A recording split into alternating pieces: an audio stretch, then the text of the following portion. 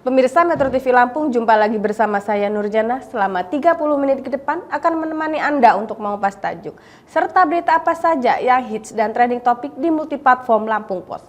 Saat ini sudah hadir bersama saya Abdul Golfur, pemimpin redaksi Lampung Pos. Namun sebelum kita lanjutkan bedah tajuk kali ini, mari kita saksikan video editorial berikut ini.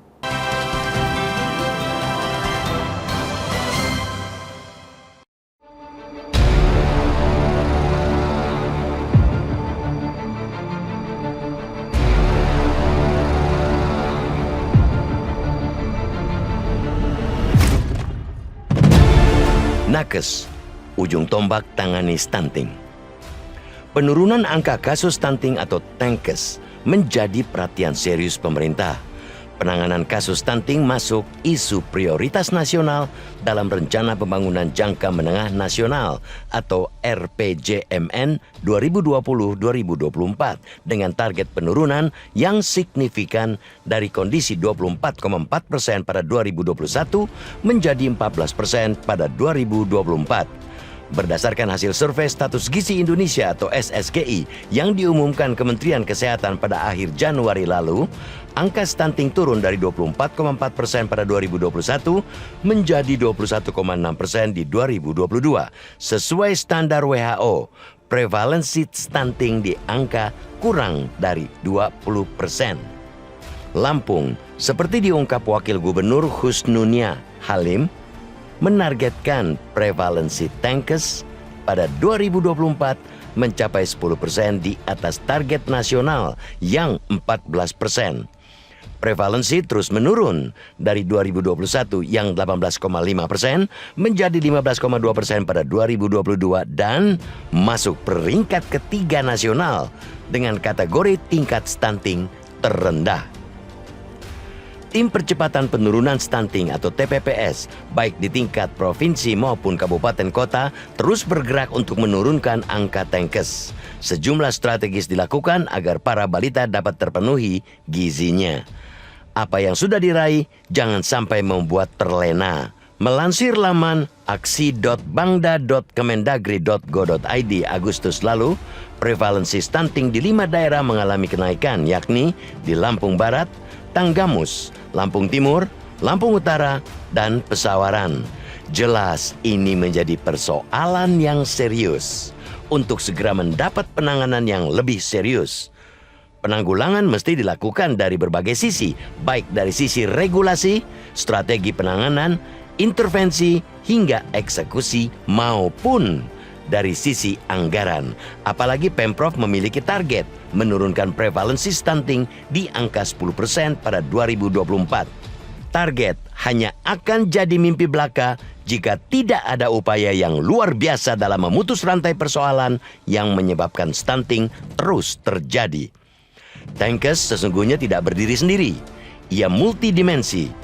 Faktor penyebab internal yang berhubungan langsung dengan kondisi tumbuh anak seperti pola asuh, pola pemberian ASI, imunisasi, dan faktor penyakit infeksi atau genetik. Namun, akar persoalan stunting terkait amat erat dengan isu mendasar lain seperti kemiskinan, tingkat pendidikan, dan pendapatan keluarga.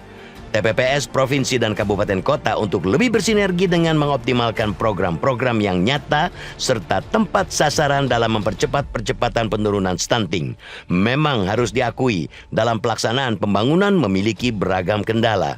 Salah satu kendala dalam penanggulangan TANKES karena minimnya jumlah dan pengetahuan tenaga kesehatan, terutama di sejumlah daerah. Hal itu tentunya sangat memengaruhi dalam upaya penurunan angka kasus TANKES. Data dari Kemenkes RI saat ini, dari 308 puskesmas yang ada, 202 diantaranya belum memiliki tenaga kesehatan yang belum lengkap. Padahal, tenaga kesehatan menjadi ujung tombak dalam penanggulangan stunting karena merekalah yang langsung berhubungan dengan masyarakat. Pemerintah terus menggaungkan pelayanan primer untuk menyelesaikan permasalahan-permasalahan kesehatan yang banyak terjadi di masyarakat, seperti TANKES, TB, serta angka kematian ibu melahirkan dan bayi baru lahir. Upaya penanganan kesehatan harus dilakukan secara merata di berbagai wilayah. Tiap tahun sejumlah perguruan tinggi di Lampung banyak melahirkan tenaga kesehatan. Mereka diharapkan mau untuk mengisi atau ditempatkan di daerah-daerah yang masih kekurangan tenaga kesehatan, sehingga upaya penanganan TENKES dapat lebih optimal. Pembangunan sumber daya manusia merupakan investasi penting yang perlu terus dilakukan. SDM yang sehat akan menjadi fondasi kokoh dari semua pembangunan. SDM yang berkualitas juga menjadi prasyarat menyongsong kemajuan.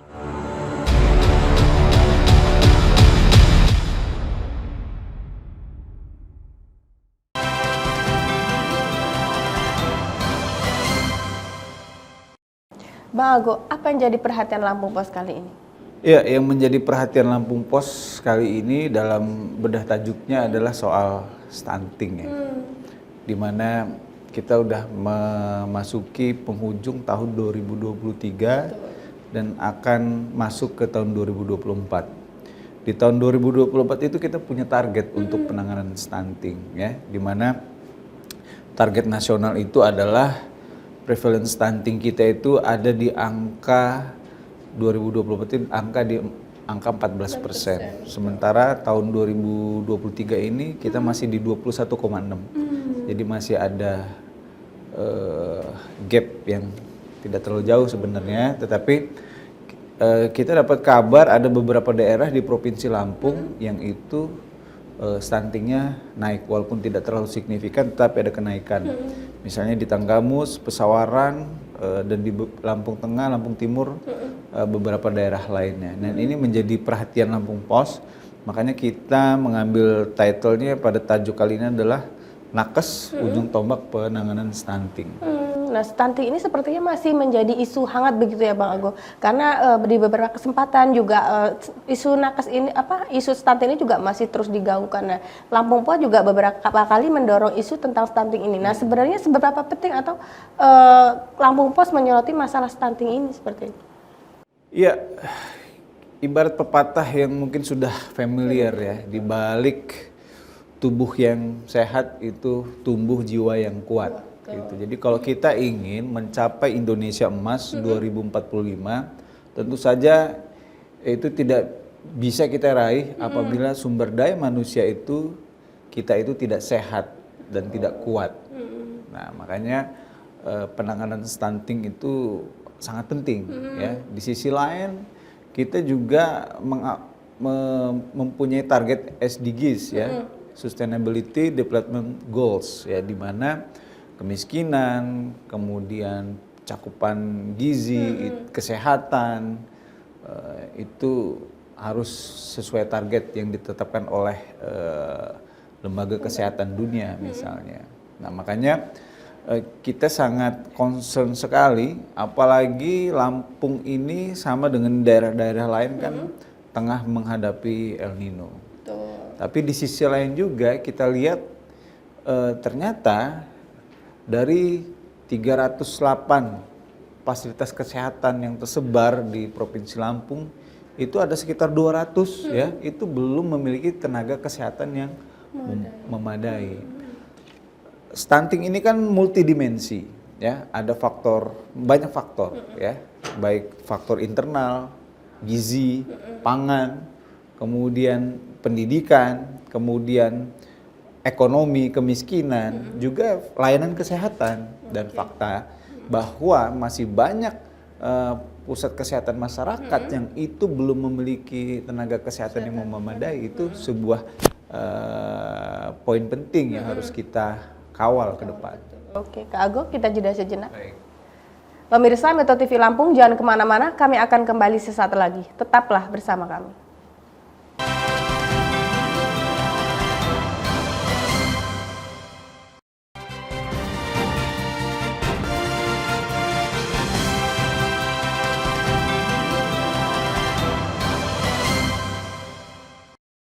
Pemirsa Metro TV Lampung, Anda masih bersama kami di Bedah Tajuk Lampung Pos dan masih bersama dengan pemimpin redaksi Lampung Pos. Bang Ago, tadi disebutkan bahwa tema tajuk kali ini adalah nakes sebagai ujung tombak penanganan stunting. Nah, sebenarnya kalau untuk kuota atau jumlah nakes sendiri di Lampung sendiri seperti apa? Apakah sudah memadai kah idealnya atau seperti apa? Ya, kalau di Indonesia itu angkanya itu kita itu ada kenaikan ya dalam beberapa tahun terakhir. Tahun 2019 kalau tidak salah itu bandingannya itu 0,46 banding per 100.000 penduduk.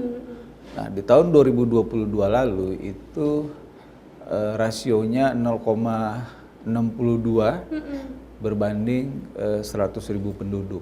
Sedangkan untuk Provinsi Lampung itu kalau tidak salah angkanya berdasarkan data rilis Dinas Kesehatan itu sedikit lebih bagus sih sebenarnya dari nasional 0,7-an ya berbanding 100.000 penduduk. Nah, idealnya itu adalah 1 dokter untuk 1.000 penduduk ya. Nah, kalau misalnya tenaga kesehatan itu kurang mumpuni, tentu saja layanan kesehatan akan tidak berjalan maksimal ya. Dimana untuk penanganan stunting ini masyarakat itu butuh advice ya, bagaimana nutrisi yang baik, bagaimana asupan yang baik, takaran-takaran gizi yang mesti dipenuhi oleh keluarga atau lebih tepatnya oleh ibu kepada anak-anak yang dia asuh. Nah, ini kan menjadi problem, sehingga makanya kita berharap kalau bisa ya persoalan nakes ini menjadi perhatian serius dalam penanganan stunting. Karena biasanya dimensinya adalah kalau stunting ini pendekatannya adalah literasi. Betul. Ya kan, bagaimana mengedukasi masyarakat, keluarga dalam memberikan asupan gizi kepada anaknya. Terus yang kedua biasanya pendekatannya adalah kemampuan ekonomi masyarakat. Nah, cuma persoalannya, andai kata misalnya literasi sudah ada, ya kan, kemudian ekonomi sudah mencukupi, tetapi tidak ada dokter yang mendampingi. Nah, ini kan juga menjadi persoalan penting yang harus dihadapi, yang harus diselesaikan oleh masyarakat. Dan yang tidak kalah penting lagi adalah ada dokternya, ada fasilitas kesehatan masyarakatnya, seperti itu. Berarti tugas kita sekarang juga tidak hanya penanganan stunting, tapi juga peran nakes juga sekarang yang masih menjadi PR bersama bukan seberarti seperti itu, Bang Agung. Ya betul. Kita sih sebenarnya optimis ya Lampung ini, karena kalau kita lihat dari persentase itu Lampung itu 3 besar nasional loh sekarang. Kenapa? Karena kalau dilihat secara rata-rata kita itu sudah di angka 15, prevalence stunting itu udah di angka 15,3%. Artinya untuk mencapai target nasional 2024 di 14%, kita itu tinggal mengikis 1,3%. Makanya Lampung sendiri punya target tersendiri ya dalam menangani stunting. Jadi 2024 itu kita menargetkan itu Lampung itu sudah masuk di 10%, di bawah 10%. Kalau nasional dari 21% menuju 14%, artinya masih ada gap sekitar 7%. Lampung dari 15 ke 10, ya kira-kira masih ya terjangkau lah 5% lagi. Dan harapannya kalau ini ditopang dengan layanan kesehatan yang memadai, tenaga kesehatan yang memadai, atau setidak-tidaknya layanan kesehatan lah. Ya misalnya mengaktifkan lagi, menggiatkan lagi posyandu dan lain sebagainya. Ya kita optimis penanganan stunting di Provinsi Lampung itu benar-benar bisa terrealisasi gitu. Dan tidak menutup kemungkinan kita bisa bukan lagi 3 besar gitu, 2 besar atau bahkan kita menjadi yang pertama. Nah, kalau upaya penanganan stunting sendiri, Bang, dari pemerintah itu sekarang seperti apa? Mungkin program-program tadi selain mengejutkan lagi menggalakkan posyandu, kan ada program-program lain yang digalakkan oleh pemerintah? Iya, kalau kita lihat kan stunting ini pendekatannya konvergensi atau kolaboratif. Jadi multisektor ya. Dinas Kesehatan itu bergerak, BKKBN itu bergerak, kemudian Kementerian Dalam Negeri juga bergerak, kemudian pemerintah daerah juga bergerak. Ya kita cukup mengapresiasi bahwa penanganan stunting ini salah satu hal yang memang ditangani benar-benar serius oleh pemerintah. Itu mengapa di Lampung itu istilahnya persentasenya cukup baik. Dan ada beberapa kepala daerah yang itu memang punya concern political will yang memang serius untuk menangani stunting. Misalnya Lampung Selatan, kemudian Tulang Bawang, kemudian Bandar Lampung. Bahkan kalau tidak salah di Tulang Bawang itu penanganan stuntingnya itu sudah di bawah 10%. Gitu. Kenapa? Karena kepala daerahnya Ibu Winarti kalau tidak salah waktu itu memang menjadikan penanganan stunting itu jadi program prioritas seperti itu. Nah mungkin sekarang kan untuk target kita dari 14% menuju 10%, tapi kan sekarang ini kita dihadapkan oleh fenomena El Nino yang itu juga memunculkan masalah baru yang dianggap mempengaruhi juga untuk kualitas SDM atau mungkin pemenuhan kebutuhan gizi tadi. Seperti apa Bang Agung melihatnya? Ya, El Nino itu biasanya pertama cuaca ya. Cuaca panas itu dari sisi iklim sendiri biasanya memicu jenis-jenis penyakit tertentu yang mengancam anak maupun balita. Yang kedua, El Nino juga bisa menciptakan krisis atau persoalan pangan. Nah, jadi ini bisa kait mengait dan bisa menimbulkan ya itu tadi gangguan program gizi atau kesehatan pada anak-anak. Nah, sekali lagi ketika kondisi seperti ini, baiknya adalah ya masyarakat ini mendapat pendampingan, mendapat layanan, mendapat advice, arahan, guidance dari tenaga kesehatan yang mumpuni gitu. Baik Kak Agung, kita jeda sejenak. Pemirsa Metro TV Lampung, jangan kemana-mana, kami akan kembali sesaat lagi. Tetaplah bersama kami.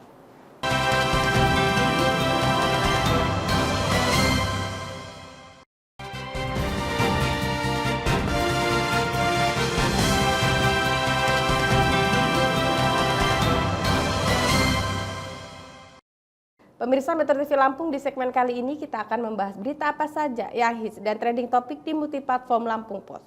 Mulai dari lampos.co, lampungpost.id, serta sai100fm.id. Saat ini sudah ada 5 berita trending topik di lampos.co, diantaranya Presiden dijadwalkan ke Lampung tinjau progres perbaikan jalan. Pesepeda motor terbakar di SPBU Antasari hebohkan warga. 4 tersangka gratifikasi BIMTEK kepala desa terancam penjara minimal 4 tahun. Pemerintah distribusikan 15 ton beras di Mesuji, harganya Rp10.900 per kilogram. Kecewa putusan MK, mahasiswa sepakat tolak politik dinasti. Baik Bang Agung, apa yang menarik di lampos.co Kak? Ya, tentu saja pertama adalah agenda kunjungan Presiden Joko Widodo ke Provinsi Lampung pada tanggal 28 Oktober ini ya. 27, 28, 29, 28 kalau tidak salah ya. Tentu saja kunjungan ini masih terkait dengan kunjungan sebelumnya di mana Presiden mengunjungi sejumlah ruas jalan yang rusak, viral. Kemudian pada akhirnya pemerintah pusat menggelontorkan anggaran 750 sampai 800 miliar ya untuk membantu perbaikan 14 ruas jalan yang ada di Provinsi Lampung. Sebagian besar itu jalan provinsi dan beberapa jalan kabupaten kota kalau tidak salah. Dan kunjungan ini tentu saja untuk melihat sejauh mana nih progres dari pembangunan jalan tersebut. Karena ini kita sudah masuk penghujung Oktober, ya, bentar lagi November. Nah, tentu saja kita berharap, publik berharap tidak hanya Presiden ya, tapi semua berharap pada akhir tahun 2023 ini 14 ruas jalan yang mendapat anggaran dari pusat itu ya, semuanya selesai. Selain itu juga Presiden juga ada rencana untuk melihat progres dari pembangunan bendungan Marga 3 di Kabupaten Lampung Timur. Pemirsa Metro TV Lampung, kita beralih ke lampungpost.id yang pertama. Dinamika Pilpres 2024, usai ketiga calon presiden dan wakil presiden dideklarasikan. Pengawasan dan implementasi Pemkab untuk merealisasikan penyerapan anggaran. Ketiga, peristiwa kebakaran masih terjadi di berbagai daerah. Terdakwa jaringan narkoba Freddy Pratama dituntut seumur hidup penjara. Dan terakhir, update terkini korban dan serangan konflik Palestina-Israel. Apa yang menarik Kak di lampungpost.id? Iya, di lampungpost.id dan Lampung Post cetak tentunya itu headline satu kita dari ya beberapa hari terakhir ini ya, dari hari Senin, Selasa dan Rabu itu tentu saja kita mengangkat soal Pilpres ya. Di mana dua pasangan calon sudah mendeklarasikan diri dan mendaftarkan. Tersisa satu pasang calon sudah mendeklarasikan diri tetapi belum mendaftarkan diri hingga tanggal 24 dan diprediksi pastinya tanggal 25 baru akan mendaftarkan diri ke KPU ya. Dan yang paling penting dari peristiwa itu adalah bagaimana mesin-mesin politik dari masing-masing pasangan calon itu mulai memanaskan mesinnya ya untuk menyukseskan kontestasi di 14 Februari 2024 nanti. Yang menarik adalah Lampung ini provinsi yang bisa dikatakan tidak ada partai politik yang benar-benar dominan ya. Ada beberapa yang dominan tapi gapnya tidak terlalu jauh. Berbeda dengan beberapa daerah lain, Jawa Barat, Jawa Tengah atau Jawa Timur yang mungkin gapnya lumayan tinggi. Nah, kita lihat bagaimana di daerah mesin politik terutama di Lampung dari 3 pasangan calon ini mulai bergerak. Itu menjadi ulasan kita. Baik Kak Agung, kita beralih. Pemirsa Metro TV Lampung, kita beralih ke sai100fm.id yang pertama. Ini 4 musisi yang buat lagu tentang Palestina Israel. Prisia Nasution telusuri trauma korban tragedi 98. Gigi Hadid dan Bradley Cooper dirumorkan makin hangat. Daniel Craig akan diganti pada film James Bond. Dan terakhir, setelah 6 tahun Jin Sumin tinggalkan Running Man. Nah, terakhir apa Kak yang menarik di 100F? Ya, buat saya pribadi dan mungkin juga sebagian pemirsa Metro TV Lampung yang memang sudah cukup kenal dan melekat agen 007 James Bond, kita menantikan ya siapakah aktor pengganti dari Daniel Craig selaku pemeran James Bond agen 007. Karena ini agen yang film yang sudah cukup lama ya, sudah banyak aktor yang memerankannya dan biasanya persoalannya adalah kalau aktor itu sudah memerankan suatu karakter lama itu biasanya fans ini agak susah move on. Betul. Tapi Daniel Craig juga awal-awal juga seperti itu, sempat mengalami fase diragukan oleh fans dan lain sebagainya, tetapi itu bisa dia buktikan dengan penampilannya dalam memerankan James Bond. Ya, kita tunggu saja siapa pengganti dari Daniel Craig ya untuk memerankan James Bond selanjutnya. Terima kasih Kak Agung sudah hadir di studio Metro TV Lampung. Pemirsa Metro TV Lampung, demikianlah tadi bedah tajuk Lampung Pos kali ini. Jangan lupa untuk update informasinya dengan membaca Harian Umum Lampung Pos, serta kunjungi websitenya di lampos.co, lampungpos.id, serta dengarkan sai100fm dan kunjungi websitenya di sai100fm.id. Saya Nurjana bersama kru yang bertugas mengucapkan terima kasih dan sampai jumpa.